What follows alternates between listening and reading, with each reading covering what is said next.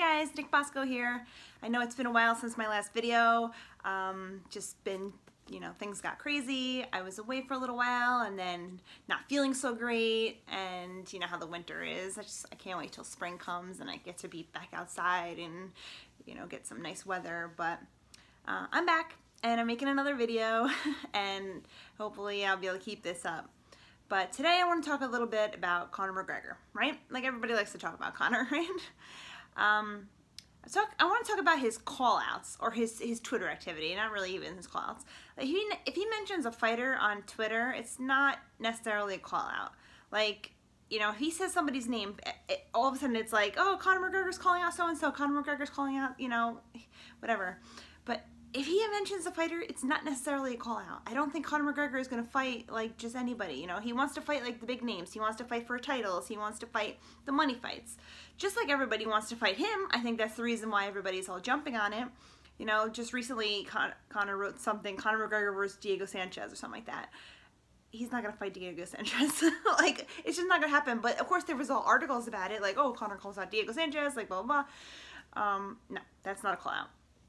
And then he's also posting some stuff about Paul Felder, like, oh, he's not really Irish or whatever. He's just, that's a fight that I could possibly see a little bit more because, they have the whole, like, Irish Dragon nickname and the Irish this and that, and, it could possibly be, if Paul Felder wins this weekend, his stock's going up. He's right in that kind of not quite top contender, but not quite out of the loop.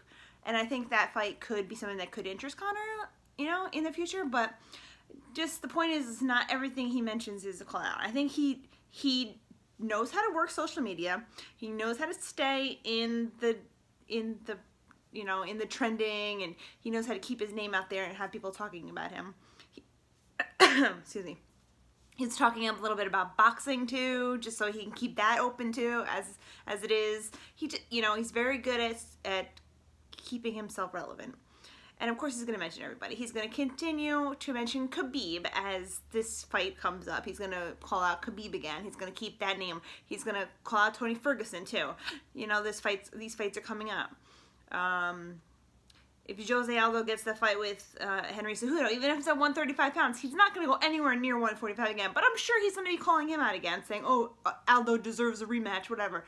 It's just, there's what he does. Doesn't mean that any of this is going to happen. So Cowboy Cerrone is actually looking for another fight soon. He said he wants to fight in like April or May. So good for him, coming straight back. He got his opportunity. Didn't work out so great for him. But like, he's the kind of guy that's just like, I just want to fight and I'm going to fight. Conor is... Because of his status, he has a little bit more leeway of who he wants to pick. Also, he has to be careful of what kind of fight he picks. He obviously he wants to win at this point, but he can't pick somebody quote unquote easy. I don't think there's any real easy fights, but like maybe in his mind. So for those of you saying like, oh, Diego Sanchez would be perfect, no, I don't think so. Paul Felder maybe, but honestly don't think it's going to be anyone like that. I don't think Justin Gaethje either. I don't know. So we'll see what happens next for Conor. I know he said he wants to be a little bit more active this year, but I don't think you take to heart anything he says on Twitter, honestly. He knows how to play the game, and he's probably one of the best at playing the game. Let's see what else we have going on. They just dropped the poster for UFC 249, which is Khabib versus Tony, and hopefully that fight, cross your fingers, right? Hopefully that fight goes through. You can check out, I wrote an article about that on Fansided. You can check that out on fansided.com. I'm also starting a new website. I wanted to tell you guys a little bit about it. It's called Roll with the Punches.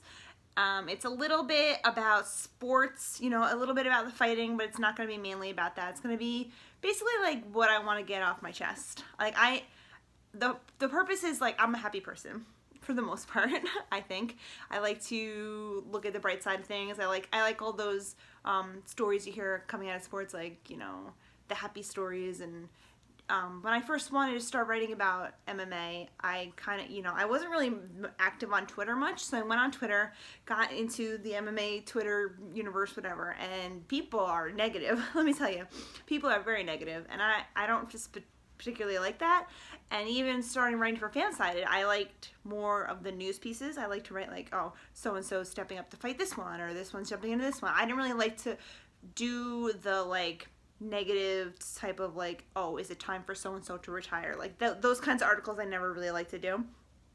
I'm a practical person, and I know that if you want to make a living at this, you're going to have to write some of those types of articles. But I don't like to put people down.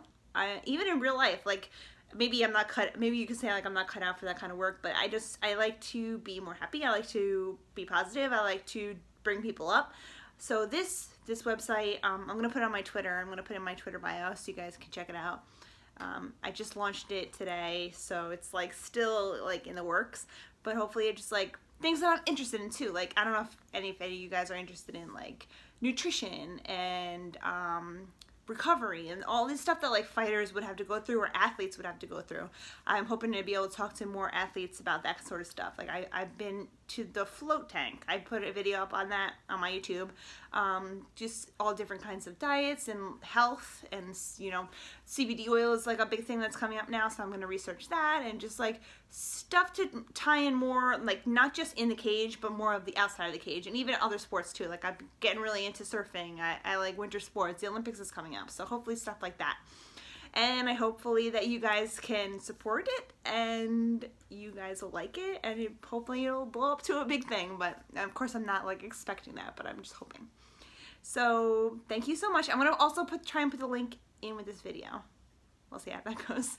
All right, thank you guys so much, and I appreciate it. Please subscribe to this channel and keep an eye out on my Twitter too. I really appreciate it, guys. Thank you.